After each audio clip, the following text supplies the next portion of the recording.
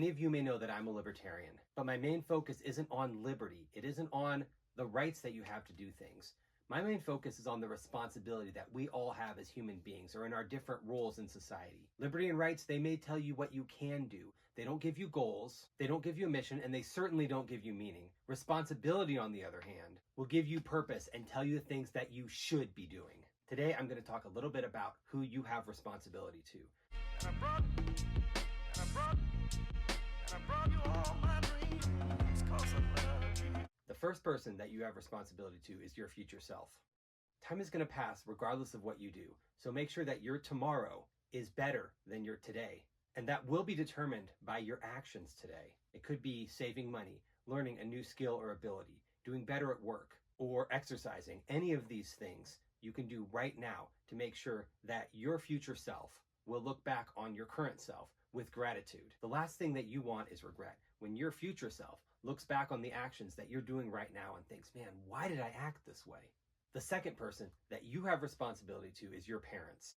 You see, they raised you. They might not have done a great job, but you have the responsibility to recognize where they did a good job and where they didn't do a good job. And where they did a good job, you honor them in that.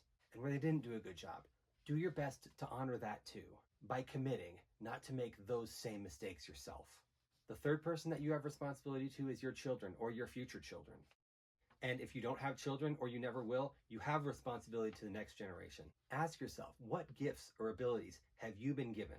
What special talent do you have? What is it that you could pour into the next generation? The fourth group of people that you have responsibility to is humanity in general. I'll give you the famous quote from Spider-Man, "With great power comes great responsibility." It is also true that with great opportunity and great abundance comes great responsibility. And if you're watching this video, that means you have access to the internet. And if you live in the first world, you might not think so, but you're actually in the top 10% of income earners worldwide, which means that for some reason, God chose to put you exactly where you are. And he trusted you with the resources that you have and the opportunities that you have. So be generous. Look for people that have needs around you in your own communities, in your own neighborhoods, and do your best to meet those needs. So those are the four groups of people that I think we have a responsibility to. But also I want to share a story in the Bible, a parable that Jesus told that illustrates what our responsibility is to God.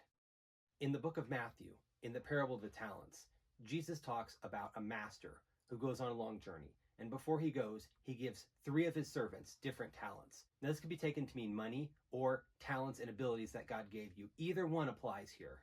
And to one he gave 10, to one he gave 5, and to one he gave 1 talent.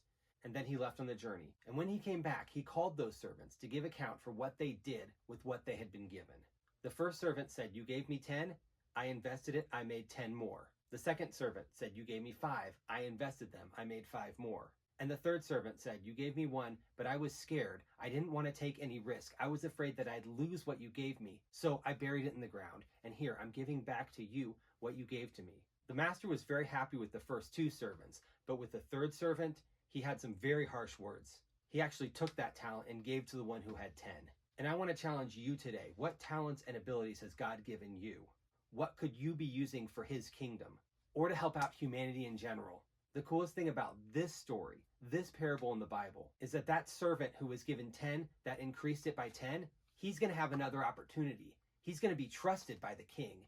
He's going to be able to take that 20 that he has now and go out and make 20 more and double it and double it and double it. And you can do that too. If you take a single drop of water and put it in a football stadium, and every hour you were able to double the amount of water that was in there, starting with a single drop, within 50 hours, that football stadium would be completely filled with water. And we have access to that power too with the gifts and abilities and the finances that God has given us. So that's my challenge to you today. Be that first servant. Be that second servant. Don't be afraid to take a risk with what you have, either your finances or your abilities, because you never know how far you can go. Thank you for watching my video. I want to invite you to consider being part of what I'm doing on this YouTube channel. There are 3 ways you can get involved. The first way, subscribe to my channel.